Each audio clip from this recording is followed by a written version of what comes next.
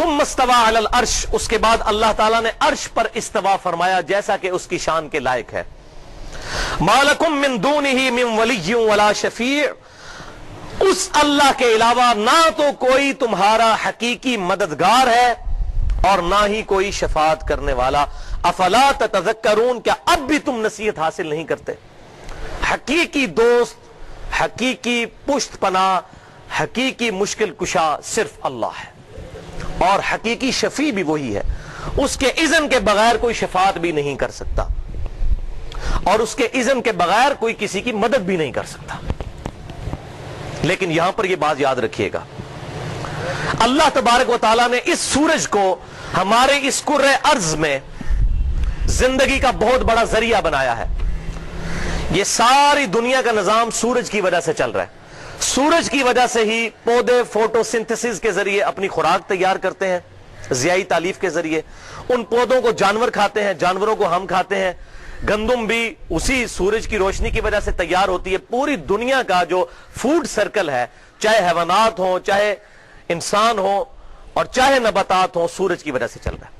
سورج کی وجہ سے ہی سمندروں کا پانی ایویپوریٹ ہوتا ہے، بخارات بن کر اڑتا ہے، اور وہ پھر گلیشیئرز کی فارم میں پہاڑوں پر سٹور ہوتا ہے. اس کا ذکر بھی قرآن پاک میں اللہ تعالیٰ نے فرمایا کہ تم اتنے پانی کو سٹور نہیں کر سکتے تھے. یہ اللہ تبارک و تعالیٰ نے دیکھو سورۃ الحجر کے اندر کہ ہم نے کیسے یہ بڑے بڑے گلیشیئرز، اتنے بڑے سٹوریج ٹینک بنا دیے ہیں جن پہ پانی سٹور ہوتا ہے. پھر اسی سورج کی روشنی سے وہ پانی پگھلتا ہے، اور پھر دریاؤں کی شکل میں، اور زمین کے اندر بھی دریا چلتے ہیں، زمین کے اوپر بھی دریا چلتے ہیں. اور یہ پانی، یہ سارا لائف سائیکل پانی کے اوپر ڈیپینڈنٹ ہے. اس سب کے پیچھے کیا ہے؟ سورج. سورج کی وجہ سے ہی ہوائیں زمین پر چلتی ہیں، سورج کی وجہ سے ہی موسم تبدیل ہوتے ہیں. تو سب سے بڑا مشکل کشا تو پھر سورج ہے، کوئی شک ہی نہیں.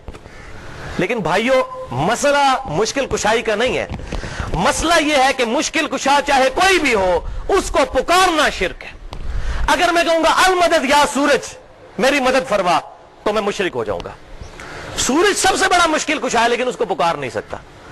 اسی طریقے سے فرشتے بارش برساتے ہیں اللہ کے حکم سے. اگر میں کہوں کہ فرشتوں بارش برسا دو، مشرک ہو جاؤں گا. دعا اللہ ہی سے کرنی ہے. شرک is the most sensitive issue in the sight of Allah. Allah کے حضور سب سے زیادہ حساس معاملہ ہے شرک کا. اسی لیے کیٹاگوریکل سٹیٹمنٹ ہے قرآن پاک میں ایک ہی صورت میں 2 دفعہ، سورہ نساء کی آیت نمبر 48 اور 116 میں، بسم اللہ الرحمن الرحیم، ان اللہ لا یغفر ان یشرک بہ ویغفر ما دون ذلک لمن یشاء. بے شک اللہ تعالیٰ اس گناہ کو کبھی معاف نہیں کرے گا کہ کوئی شخص قیامت والے دن اللہ کے حضور اس حال میں پیش ہو کہ اس نے دنیا میں اللہ کے ساتھ کسی قسم کا شرک کیا ہوا. اس کے علاوہ جتنے گناہ ہیں معاف فرما دے گا جس کے لیے چاہے گا. وہ بھی اوپن لائسنس نہیں ہے.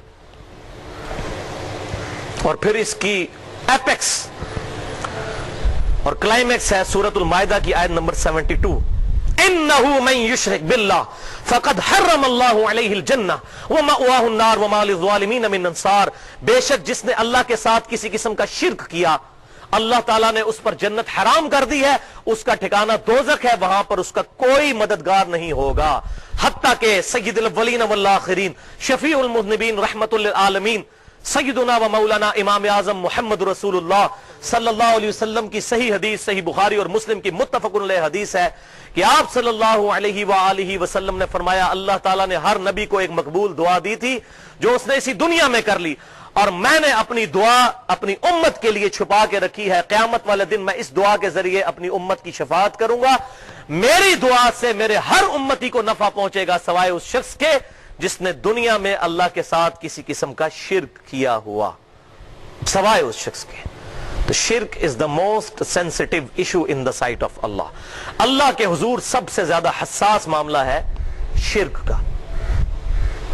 اور اس میں 2 باتیں یاد رکھیے جو میں نے بات کر دی کہ مشکل کشا تو سورج بھی ہے لیکن پکار نہیں سکتے. تو یہ جو کہتے ہیں یا علی مدد یا شیخ عبد القادر جیلانی مدد، تو کہتے ہیں اللہ نے اختیار دیا. بھائی اختیار دیا ہوا ہو تب بھی for the sake of argument agree کہ اختیار دیا ہوا ہے فرشتوں کی طرح، تب بھی پکاریں گے تو شرک ہو جائے گا.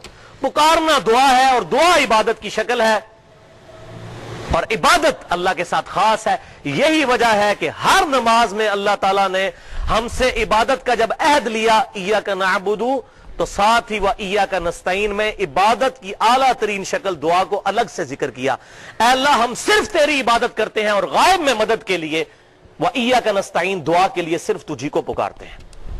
اپروپریٹ ٹرانسلیشن ہے ایاک نستعین کی، غائب میں مدد کے لیے پکارنا. ظاہری اسباب تو آپ اختیار کر سکتے ہیں، قرآن میں حکم ہے وَتَعَاوَنُوا عَلَى الْبِرِّ وَالتَّقْوَى وَلَا تَعَاوَنُوا عَلَى الْإِثْمِ وَالْعُدْوَانِ، نیکی اور پرہیزگاری کے کاموں میں ایک دوسرے کی مدد کرو، برائی میں نہ کرو. یہ میرے سامنے بھائی بیٹھے ہیں، میں ان کو کہتا ہوں مجھے پانی پلا دیجئے افطاری کے بعد، ظاہر ہے کہ روزے میں تو نہیں، تو یہ مجھے پلاتے ہیں تو میں نے ان سے مدد مانگی، یہ بالکل شرن جائز ہے، قرآن پاک میں اس کا حکم ہے. لیکن یہ بھائی بغداد شریف میں اور وہاں بھی قبر شریف کے اندر دفن ہے اور میں کہتا ہوں بھائی مجھے پانی پلا دیجئے، وہی بات وہی جملہ صرف فریم آف ریفرنس اور کوارڈینیٹس چینج ہونے کی وجہ سے خالصتاً شرک اور ناقابل معافی جرم بن جائے گا والعیاذ باللہ تعالی. تو عبادت کی ساری شکلیں، چاہے نماز، روزہ، حج، زکوٰۃ، قربانی، نظر نیاز، یہ اللہ کے ساتھ خاص ایاک نعبد، اور اسی کے ساتھ ہے وَإِيَّاكَ نَسْتَعِينُ، اور صرف تجھی سے مدد مانگیں گے، غائب میں مدد کے لیے صرف تجھی کو پکاریں گے. آج محل نہیں، ورنہ اس میں میں نے پونے 2 گھنٹے کی گفتگو کی ہے. ہماری ویب سائٹ اہل سنت پاک.com پر، ہمارے یوٹیوب کے چینل 720085 کے تھرو وہ اپلوڈ ہے. مسئلہ نمبر 3 کے نام سے دعا صرف اللہ ہی سے. اور میں علا وجہ بصیرت یہ بات کہتا ہوں، کوئی بھی مسلمان ہو، اہل سنت کہلوانے والے تینوں گروہ، بریلوی، دیوبندی یا اہل حدیث یا اہل تشیع، ان میں سے کوئی بھی مسلمان ہو، کوئی بھی جان بوجھ کر اللہ کے علاوہ کسی کو دعا کے لیے نہیں پکارتا. کسی سے بھی پوچھے وہ کہیں گے دعا اللہ ہی سے مانگنی چاہیے. لیکن بیچاروں کو غلطی لگ گئی ہے کہ وہ یا علی مدد کو سمجھتے ہیں شاید ہم وسیلہ اور توسل کر رہے ہیں. اس کی بھی کچھ صحیح شکلیں بھی ہیں اور کچھ غلط بھی. اس پہ بھی میں نے الگ سے لیکچر دیا ہے 1.5 گھنٹے کا، مسئلہ نمبر 43، وسیلہ اور توسل کے صحیح احکام و مسائل. لیکن سیدنا علی کی گستاخی ہے ان کو دعا میں پکارنا. مولا علی رضی اللہ تعالیٰ عنہ نمازوں میں اللہ کو پکارا کرتے تھے. ہم بھی مولا علی کو نہیں پکاریں گے بلکہ اللہ کو. اور مولا کا مطلب دلی محبوب، جو جامعہ ترمذی میں حدیث متواترہ ہے، من کنت مولا فہذا علی مولا، جس کا دلی محبوب میں ہوں اس کا دلی محبوب علی ہونے چاہیے. ہم اپنے علماء کو بھی کہتے ہیں مولا، بلکہ قرآن پاک میں تو سورہ تحریم کی 4 نمبر آیت میں ہے کہ اے نبی کی بیویوں ہمارے پیغمبر کے ساتھ اچھا سلوک کرو، بے شک ان کا مولا تو ہے اللہ اور جبریل اور فرشتے اور تمام مومنین رسول اللہ کے مولا ہیں. مشکل کشا نہیں، ان کے دلی محبوب، وہ دلی محبت رکھتے ہیں ان سے. لہذا مولا کا لفظ قرآن میں فرشتوں، صحابہ اور نبی صلی اللہ علیہ وسلم کے لیے اور اللہ تعالیٰ کے لیے بھی آیا. ہاں مولا کا جو وہ معنی ہے مشکل کشا، وہ اللہ تعالیٰ کے ساتھ خاص ہے.